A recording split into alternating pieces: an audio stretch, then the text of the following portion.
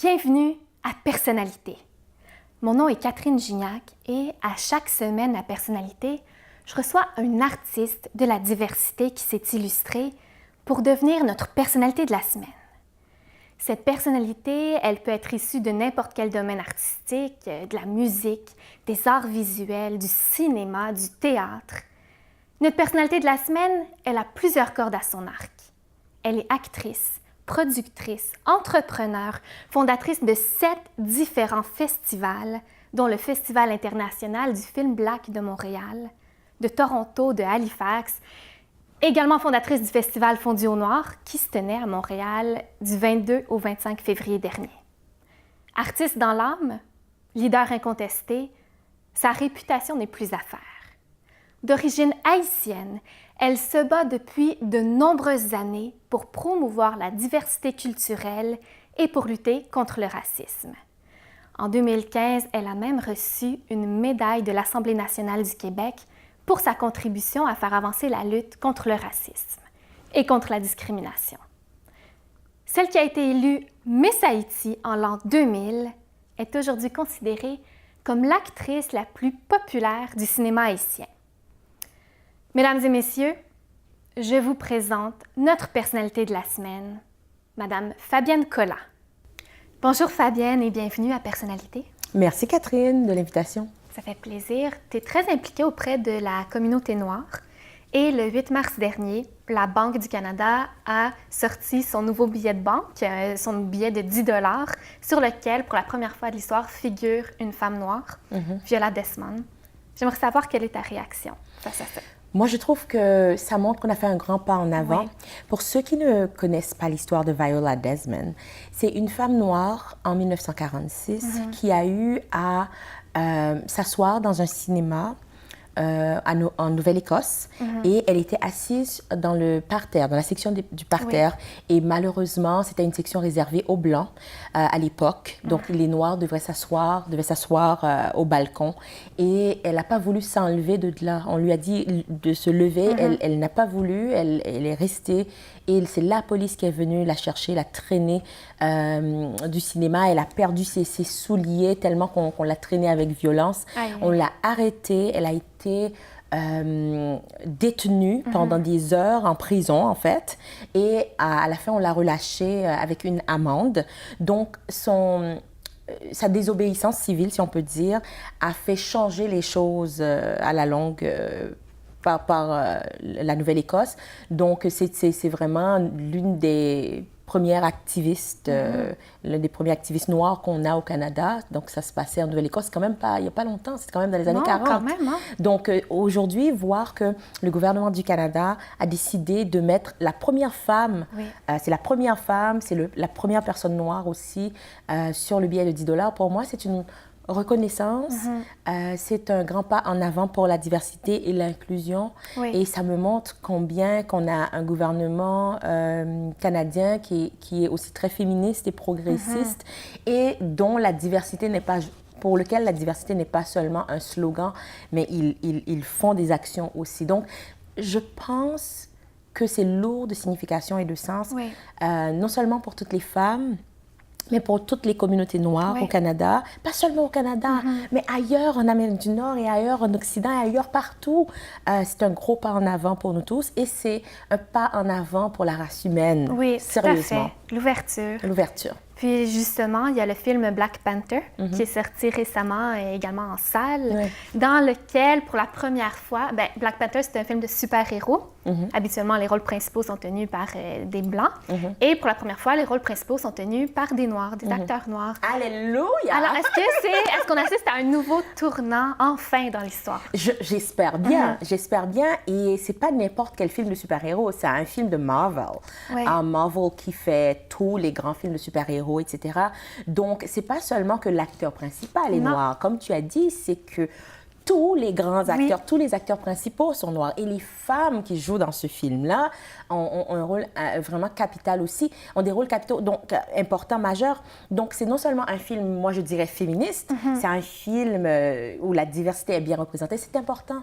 C'est important que des jeunes, des communautés noires se voient aussi à l'écran, rêvent aussi les mêmes rêves que tout le monde. Dans des beaux rôles. Dans des beaux rôles valorisants et où ils peuvent dire... Hey, je peux faire ça, je peux je peux jouer un rôle de super-héros, je peux être un grand acteur, je peux faire ça. Parce que la télévision et le cinéma sont les miroirs de l'humanité, de la société, je veux dire. Donc, si c'est le miroir, il faut bien que si on fait partie de cette société, qu'on se voit dans ce miroir-là aussi. Donc, pendant trop longtemps, on ne s'est pas vu dans ce miroir. Et je pense que c'est en train de changer. Et la plus belle leçon pour moi là-dedans, c'est que non seulement Marvel vient de gagner toute une part de marché avec tous les sympathisants de la diversité et toutes les communautés noires se sont mis debout partout sur la planète pour voir ce film, mais surtout, on a constaté que le grand public, les Blancs, les Asiatiques, les Latinos, les autres communautés ethniques aussi, eh bien que tout le monde avait soif de diversité. Je pense que dans les gros postes de décision, en Amérique du Nord, au Canada et aux États-Unis, on a encore des décideurs qui sont majoritairement blancs, des hommes blancs, souvent qui sont plus âgés aussi. Donc, on a besoin de plus de femmes. On a besoin de plus de Noirs, on a besoin de plus de Latinos, on a besoin de plus d'Asiatiques, d'Arabes, etc., d'Autochtones. On a besoin de tout le monde. La diversité, c'est pas seulement une partie et pas l'autre. La diversité, c'est nous tous ensemble autour de la table pour qu'on puisse en fait prendre les meilleures décisions, des décisions qui reflètent la réalité d'aujourd'hui et des décisions aussi qui incluent tout le monde. Donc, c'est ça le problème. Mais il y a des personnes qui sont blanches, qui sont tellement pro-diversité. Et c'est le cas de l'équipe de Plan B. Plan B avec Brad Pitt, parce que Brad Pitt était derrière 12 Years a Slave. Brad Pitt et la maison de production derrière Moonlight et tant d'autres films de la diversité. Il n'y a pas beaucoup de gens qui savent ça, mais il y a des gens qui, eux, se sont donnés comme code d'honneur de célébrer, soutenir et promouvoir la diversité, aussi comme Brad Pitt et son équipe. C'est excellent parce que la diversité, c'est de la richesse. En fait, chacun a quelque chose d'unique à apporter. Absolument. Est-ce que l'art permet d'établir des ponts entre les cultures? Oui. Je pense que l'art a ce pouvoir que beaucoup d'autres médiums n'ont pas. Parce que c'est fait de façon des fois plus subtile, de façon un peu choquante, de façon osée, mais il y a une certaine beauté. Quel que soit le médium qu'on utilise, que ce soit le cinéma, que ce soit la peinture, que ce soit la musique. J'aime beaucoup l'art qui dénonce aussi. J'aime beaucoup... Je suis une fan de l'art pour l'art, ça veut dire un cinéma qui divertit, tout simplement, mais j'aime encore plus l'art qui choque, qui surprend, qui fait réfléchir, qui inspire et qui nous secoue un peu parce qu'on a besoin d'une dose de reality check des fois. Et toi, tu es excellente pour nous secouer, pour secouer les choses, pour faire avancer les choses. Alors, on va en parler, on va faire une petite pause, puis on va parler de ton parcours tout de suite après. Restez là en compagnie de Fabienne Collat. On est de retour à Personnalité en compagnie de Fabienne Collat. Fabienne, toi-même, tu as eu un parcours assez compliqué avec de nombreux obstacles. Lorsque tu es arrivée à Montréal il y a 10 ans, tu as dû faire face à de nombreux défis. Est-ce que tu peux me raconter un peu ton parcours? En fait, ça fait un petit peu plus que 10 ans. J'étais peut-être il y a 15 ans, à peu près. C'est ça, plus ou moins. Quand je suis arrivée ici en tant qu'actrice, jeune actrice dans la vingtaine, début vingtaine, et je voulais conquérir l'Amérique, conquérir le Canada. Écoute, j'étais sur toute une lancée parce que je venais de gagner un prix d'interprétation dans mon pays d'origine, Haïti. Et là, je me suis dit, je travaille ici, etc. En Haïti, donc, tu étais déjà comédienne, tu étais déjà connue. Totalement. Puis tu étais Miss Haïti, d'ailleurs. Totalement. Et on voit que tu as creusé pas mal. Donc, oui, totalement. D'ailleurs, je venais de gagner un prix d'interprétation en Haïti pour le dernier film dans lequel j'avais joué le rôle principal. Donc, j'arrive donc avec cet élan-là de vraiment venir jouer ici. Et quand je suis arrivée, il n'y avait aucune émission de télé pour moi, aucun film qui voulait me donner un rôle ou quoi que ce soit. Je n'avais même pas accès à toutes les auditions, etc. C'était vraiment complexe. Ça, c'était à cause de ta couleur de peau? À cause de... En fait, oui, parce que j'étais une jeune fille haïtienne, immigrante, noire, avec un accent. Donc, c'était... Et quand on allumait la télévision, ça ne reflétait pas du tout la belle réalité de la diversité qu'on voyait sur la rue Sainte-Catherine. Il n'y avait pas toutes les couleurs qu'on voyait, tous les accents, etc., etc. Donc, ça reflétait absolument pas Montréal. Et c'est là que j'ai compris que le rêve de devenir actrice, eh bien... ici, au Québec, c'est peut-être pas exactement ça qui va se passer. Ça va être plus difficile. Ça va être plus difficile que prévu. Et là, je me suis dit, peut-être que je peux faire venir les films dans lesquels j'ai joué pour les montrer ici. Et comme ça, peut-être que les gens vont être convaincus qu'elles méritent une petite chance dans le milieu. Et malheureusement, il n'y a aucun festival qui voulait les diffuser, ces films-là, les passer, les accepter. Pourquoi? Qu'est-ce qu'ils disaient? Qu'est-ce qu'ils disaient? Toutes sortes de raisons, que ça ne fitait pas avec leur programmation ou leurs préoccupations, ou c'est pas qu'est-ce que leur public voulait voir. Et donc, du coup, j'étais sans rôle, sans plateforme, sans festival pour passer les films, rien du tout. Et le tout dernier festival, qui était comme ma dernière adresse, dans lequel j'avais mis beaucoup d'espoir, j'appelle, je demande pourquoi, qu'est-ce qui se passe, j'ai pas de nouvelles.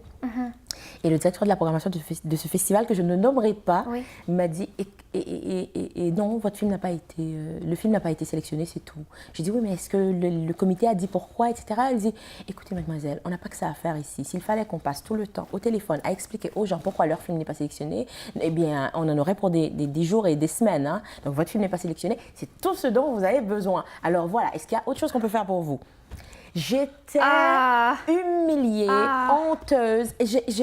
J'ai senti que non seulement je n'ai aucune plateforme, mais je ne mérite même pas une explication.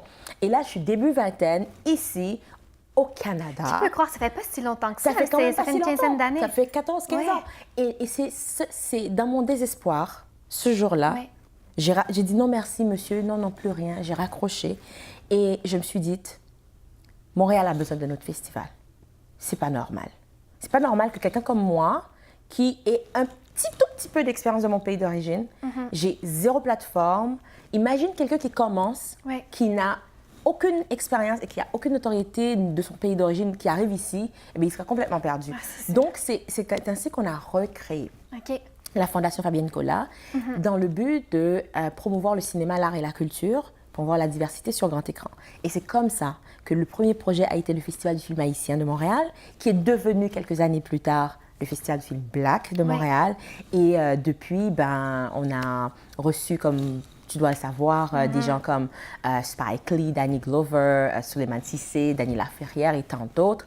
Et le fils de Martin Luther King troisième du nom, et tellement d'autres. Et par la suite, on est allé aussi faire le festival à Toronto. Mais oui, c'est ça, vous êtes rendu un peu partout à travers le Canada. À New York, on fait un festival aussi à Port-au-Prince. Donc, les gens s'amusent à m'appeler. Les gens s'amusent à m'appeler la reine des festivals, je ne sais pas pourquoi. Mais en fait, bref, c'est pour vous dire que je pense que dans la vie, on a des setbacks, on a des obstacles, on a des non, des gens qui nous disent non. Ça fait mal sur le coup, mais par moments, ces non-là, il faut les utiliser comme levier. Il faut utiliser nos frustrations vers quelque chose de positif. Moi, je pense que c'était salutaire que les gens m'aient dit non au début, qu'ils aient refusé de passer ce film-là, parce que s'ils m'avaient dit oui, peut-être que je ne serais pas là où je suis aujourd'hui. Peut-être que tu n'aurais pas créé tous ces festivals-là. Peut-être qu'il n'y aurait pas eu de festival. Peut-être que ma fondation n'aurait pas été recréée. C'est quoi ta plus belle récompense après avoir créé tous ces festivals? Ma plus belle récompense, tous les jours, demeure les gens que je vois qui viennent dans ces festivals-là, qui ne me disent plus félicitations, ils me disent merci. Ils me disent merci d'avoir créé ça, que ce soit à Toronto, que ce soit à New York, que ce soit à Halifax ou à Montréal, et même en Haïti avec un autre festival qu'on fait qui s'appelle le Festival du film québécois en Haïti, qui est autre chose. Les gens nous disent merci d'avoir tenté, d'avoir osé et d'avoir mis ça sur pied. Et aussi les artistes qui aujourd'hui ont une plateforme supplémentaire ou des plateformes supplémentaires. Donc, en date d'aujourd'hui, depuis près de 15 ans, on a diffusé plus de 2000 artistes. 2000 artistes en cinéma, art visuel, musique, parce qu'on fait aussi un festival qui s'appelle Haïti en folie, l'été à Montréal et à New York également. Donc, c'est... Comment tu trouves le temps pour faire tous ces festivals-là? C'est quand même incroyable, c'est beaucoup. Je souris parce que j'aurais voulu te dire que je l'ai fait toute seule, mais ce n'est pas le cas en fait. Parce qu'on a vraiment une équipe extraordinaire à la Fondation Fabienne-Nicolas. C'est une équipe qui marche à mes côtés et qui me pousse aussi à aller de l'avant. Donc, je suis comme un peu l'ambassadrice, le messager en fait de tout ça, la voix. J'aime bien utiliser cette voix-là aussi pour essayer d'influencer les choses dans le bon sens, avoir un impact, mais je ne suis pas seule. Parfait. On va faire une petite pause, puis on revient tout de suite après en compagnie de Fabienne Collat. On est de retour à Personnalité en compagnie de l'inspirante Fabienne Collat. Fabienne, c'est extraordinaire. Tu es lauréate d'un grand prix. Raconte-moi de quoi il s'agit. Ce prix, ça me touche beaucoup. C'est Femmes en cinéma, télévision et médias numériques du Québec qui m'a choisi parmi 5 lauréates pour le gala. C'est le 2 mai, en fait. Donc, j'incite tout le monde qui veut en savoir plus à aller sur le site web où c'est un gala bénéfice aussi. Comment tu as été choisie? Comment tu as été sélectionnée? Et j'ai reçu un courriel, j'ai reçu un coup de téléphone où on m'a dit que j'ai été lauréate de ça pour être parmi ces 5 femmes-là. Écoutez, c'est 4 autres femmes, 4 femmes extraordinaires. C'est des femmes avec beaucoup d'expérience qui ont fait des grandes choses. Et quand je me suis vue parmi ces femmes-là, je me suis dit, mais non, je rêve. Donc, c'est extraordinaire et ça veut dire beaucoup pour moi. Qui vient récompenser les femmes qui ont fait des grandes choses. En cinéma et télévision au Québec. Donc, pour moi, ça veut tout dire. Et je remercie, en fait, le comité qui m'a sélectionnée. Et être aussi la seule noire parmi les femmes aussi, ça me touche beaucoup parce que pour moi, c'est pas juste moi. C'est la diversité, en fait, qui est récompensée. Puis dis-moi, avoir autant de succès aujourd'hui dans le domaine dont tu rêvais, le cinéma, c'est un rêve d'enfant qui se réalise? Bien, en fait, je voulais toujours avoir un impact. Et c'est pour ça qu'en Haïti, les films dans lesquels j'ai joué des rôles importants, c'est toujours des films à caractère très social, des films où la héroïne, si on peut dire, portait un lourd message social. Donc, c'était ma façon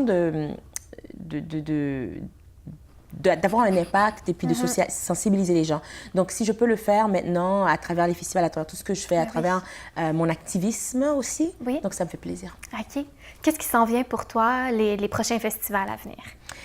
Wow! Mon Dieu, les prochains festivals. On a le festival Haïti en folie. Haïti en folie. C'est ça, qui est un festival pluridisciplinaire qui se fait en plein air et en salle. Donc, on invite le public à venir découvrir les charmes d'Haïti en plein cœur de Montréal. Donc, ça va se passer au début de l'été? Ça se passe à la fin du mois de juillet. Fin du mois de juillet. haïtienfolie.com pour tous les détails. Et c'est aussi dans le cadre du 215e anniversaire de l'indépendance d'Haïti, donc ça tombe bien. Et sinon, il y a aussi le Festival du film Black de Montréal qui va fêter son 14e anniversaire. Et ça, c'est en septembre. Donc, c'est devenu le plus important festival du film Black au Canada. Donc, on invite les gens qui sont amateurs de bons films, de grands films, de films Black, de films de la diversité, en fait.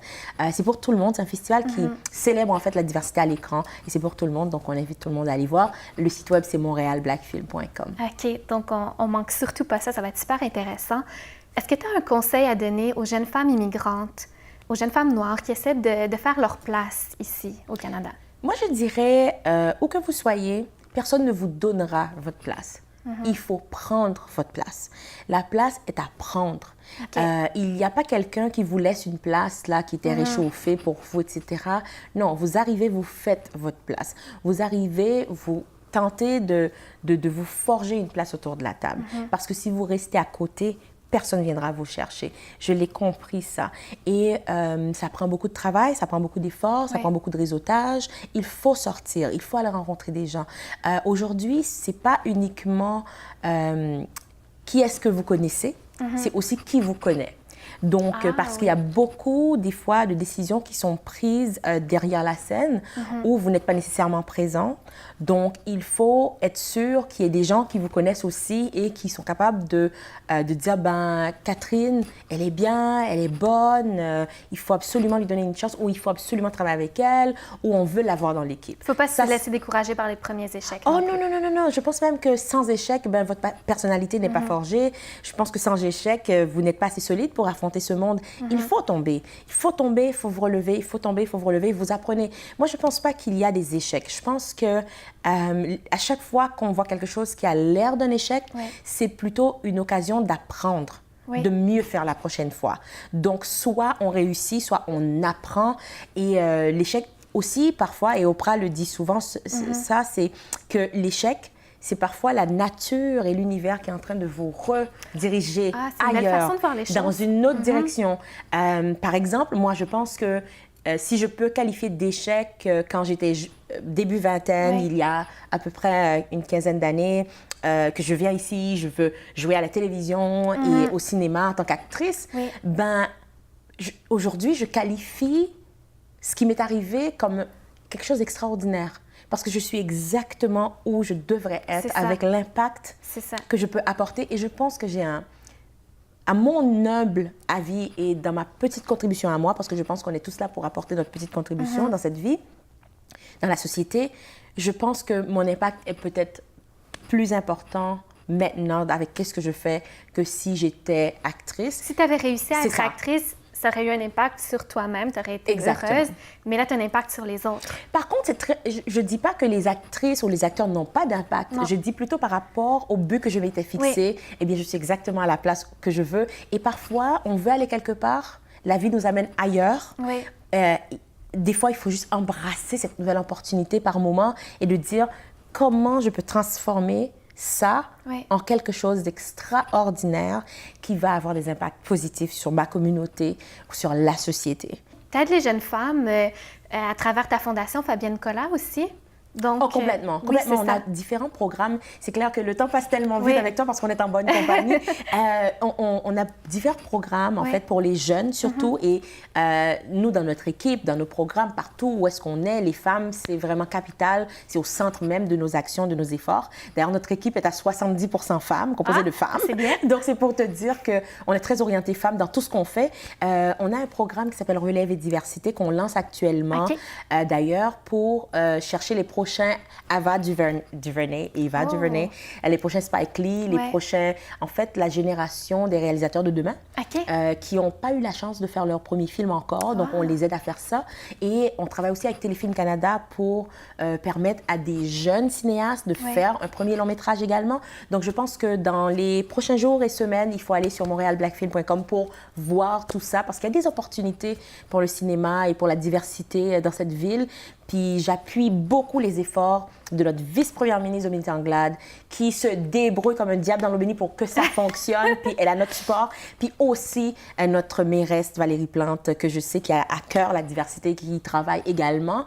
Donc des femmes qu'on doit appuyer. C'est magnifique. Tu es tellement inspirante, tu as tellement de choses à nous dire, mais on doit déjà mettre fin à l'émission aujourd'hui. Par contre, je vous invite à aller suivre Fabienne Collat, voir ce qu'elle fait, aller voir son site web, parce qu'elle aide beaucoup les jeunes femmes de la diversité. Et notre émission tire déjà à sa fin. On se retrouve la semaine prochaine avec une autre personnalité de la semaine. À bientôt!